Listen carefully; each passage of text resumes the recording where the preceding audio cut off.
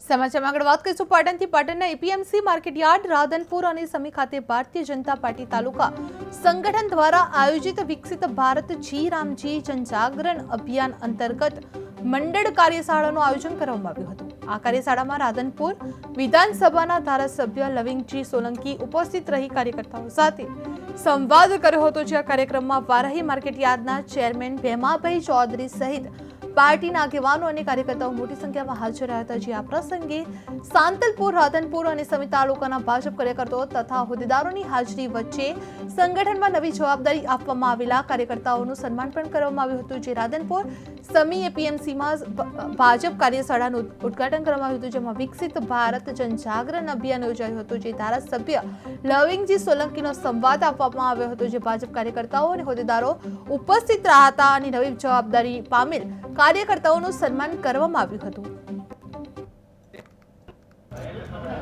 સોળ રાધનપુર વિધાનસભામાં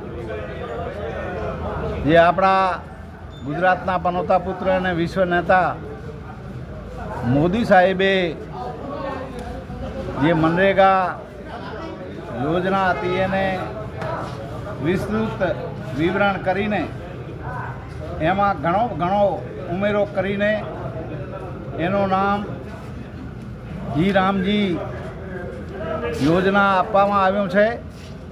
એની આજે મારા વિસ્તારમાં સાંતલપુરમાં, રાધનપુરમાં અને અહીંયા સમીમાં ત્રણેય તાલુકામાં એ વિસ્તૃત કાર્યશાળાનું આયોજન કરેલું। એમાંથી મોટી સંખ્યામાં અમારા ભારતીય જનતા પાર્ટીના કાર્યકર્તા હાજર રહ્યા અને લોકોને વિસ્તૃત એની એ સમજણ આપી કે આ મનરેગા યોજના હતી એ 100 દિવસની રોજગારી હતી।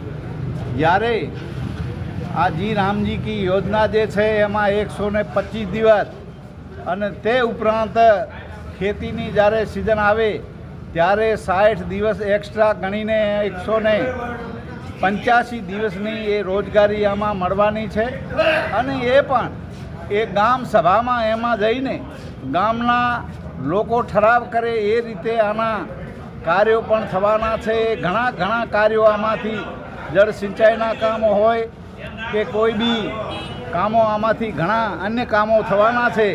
એવી યોજનાની માહિતી અમે એ મોદી સાહેબના પ્રયાસોથી આ અમલમાં આવી છે અને જન સુધી આ યોજનાનો વધારે ને વધારે લાભ મળે, મોદી સાહેબનો જે મંત્ર છે એ સાકાર થાય, સૌનો સાથ, સૌનો વિકાસ અને સૌનો વિશ્વાસ, એ સાથે આ યોજનાનું આજે અમે ખૂબ જ સારી રીતે વિતરણ અહીંયા વ્યવસ્થા કરી છે। લોકો સુધી પહોંચે અને લોકો લાભ લેતા થાય, વધુને વધુ લાભ લેતા થાય એવી અમે આજે ખૂબ માહિતી આપી છે। અસ્તુ ભારત માતા કી જય।